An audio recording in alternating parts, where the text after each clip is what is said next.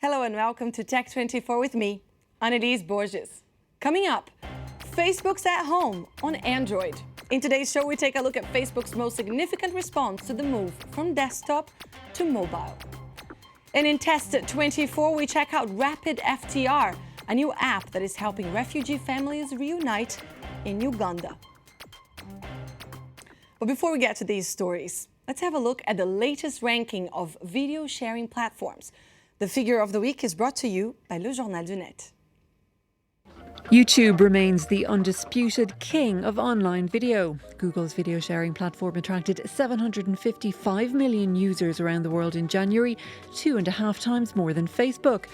But the social network is now the second biggest video platform in the world with 296 million viewers. Yahoo and Dailymotion are far behind with 117 and 116 million users respectively. But Yahoo is currently in talks to take over the French platform, which could allow it into the top 5 of global video sites. Facebook is back in the headlines with the launch of its new Home.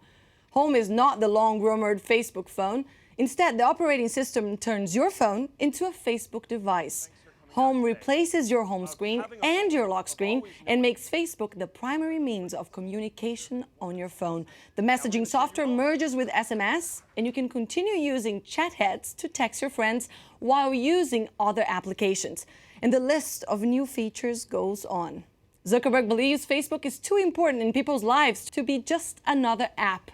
And here's what he had to say about the choice of the name. The home screen is really the soul of your phone. You look at it about 100 times a day. It sets the tone for your whole experience, and we think that it should be deeply personal. So today we're going to talk about this new experience for your phone. It's a family of apps, and you can install it, and it becomes the home of your phone. So we're calling this Home. Marc joins me now. Marc, Zuckerberg has said that building a phone would not be the right strategy for Facebook because it would only reach 1 or 2% of its billion user community. Instead, the idea with Home is to turn as many phones as possible into Facebook phones.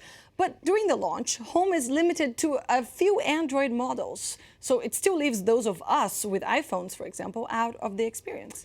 Right, well, Anelise, let's look at a couple of numbers. If we take the Samsung and HTC phones that will be able to use Home, we've got roughly around 55 million units, which is only 5.5% of Facebook's sort of total user base. Now, of that number, they're not all going to install it, so we reckon possibly 10 million at most, but that might be a good thing for Facebook. Phase 1, they try it out on a smaller user base, see what the problems are, see people, how they use Home, and try and make improvements until they roll it out to more and more people. Now, when it comes to the iPhone, that's a different thing altogether. They're using, Google's Android operating system because it's very easy to develop within that. The Apple operating system is not. It's a closed system, which they think is smoother and better developed.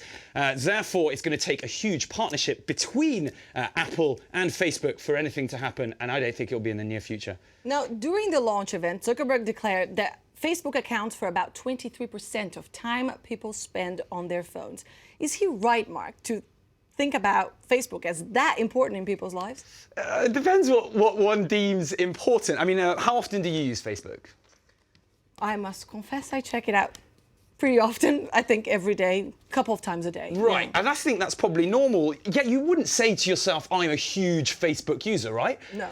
And I think that's how the majority of people feel. At the end of the day, you wake up, you check your news, you check your emails, and then I like to call them the boredom minutes, where you've got a bit of time and you automatically still go onto Facebook. Now, let's give some credit to Facebook where it's due. There's no other real thing in the world, virtual or real, where you can, get in touch with people from school, ex-girlfriends, families, colleagues. I don't know.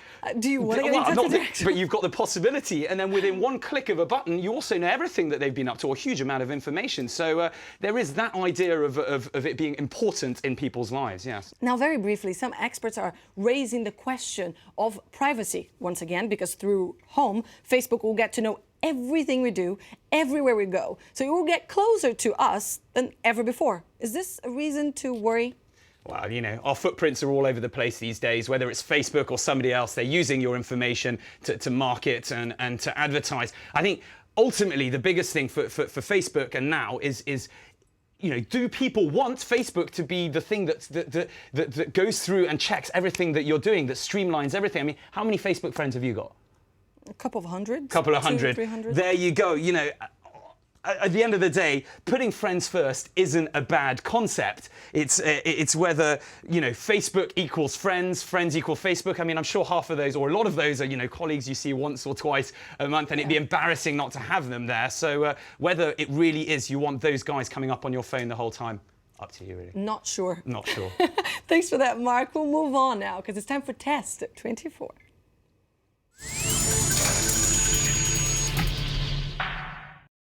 Have you ever heard of Rapid FTR? Rapid Family Tracing and Reunification is an open source mobile phone application and data storage system. It was developed to help humanitarian workers collect, sort, and share information about unaccompanied children in emergency situations, and ultimately reunite them with their caregivers. Our test segment this week looks at how Rapid FTR is proving to be essential in places like this refugee camp in Uganda. Thousands of refugees have been streaming into this refugee camp in Uganda in recent months, fleeing a civil war in neighbouring Democratic Republic of Congo that has rumbled on for years. And many of the new arrivals are children who have lost contact with their parents. Boys like Pascal, whose face we've hidden to protect his identity.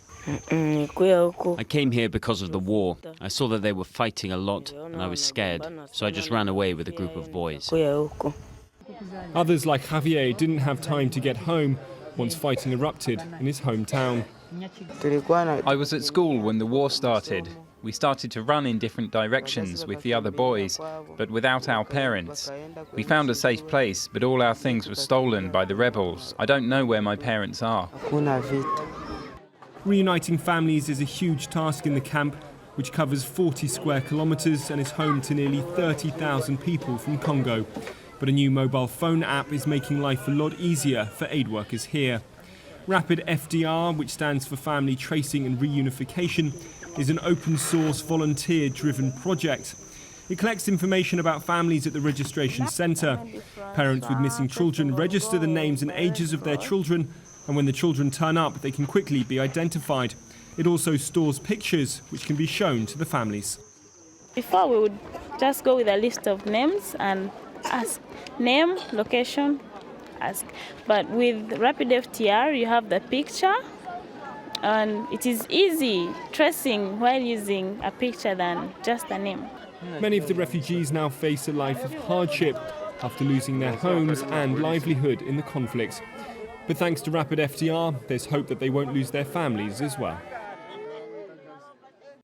And that's all we have time for. Next week, be sure to tune in as we'll bring you a special edition from the Cannes MIP TV, the International TV Forum, where we'll talk to industry experts to find out what the future holds for television. And we leave you today with a special edit of Game of Thrones. Edgar Camargo posted this clip to YouTube that he carefully put together using sounds chopped from HBO's Game of Thrones and arranged with Ableton Live. Thanks for watching. I'll see you next week in Cannes. Stay tuned.